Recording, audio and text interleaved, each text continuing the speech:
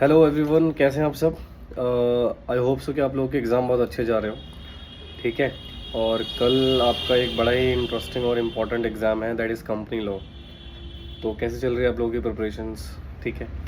अच्छा, इसमें कुछ बेसिक टिप्स बेटा आपको जो फॉलो करनी है। सबसे पहले तो भैया calculator you have to be carry with you, right. और दूसरा इस बात का ध्यान रखें कि कंपनी लॉ में क्या होता है ना, क्वेश्चंस की बड़ी रिजेम्बलेंस रहती है।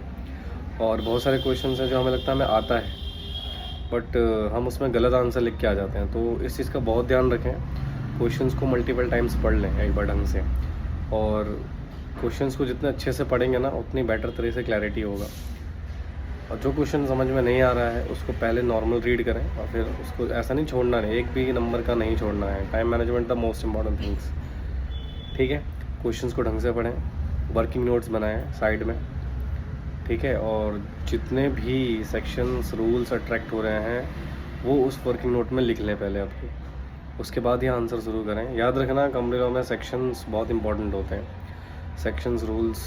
बट इस चीज़ का भी याद रखें कि गलत सेक्शन ना लिख के आएँ। अगर आपको सेक्शन याद है तो ही लिखें, otherwise you can mention under the specified provision of companies act 2013, right. So all the very best, अच्छे से एग्ज़ाम दे के आना। एंड कंपनी लॉ का पेपर लेंदी आता है बेटा, तो टाइम मैनेजमेंट बहुत इंपॉर्टेंट है, इस चीज़ का ध्यान रखिएगा। चलिए, all the very best, thank you.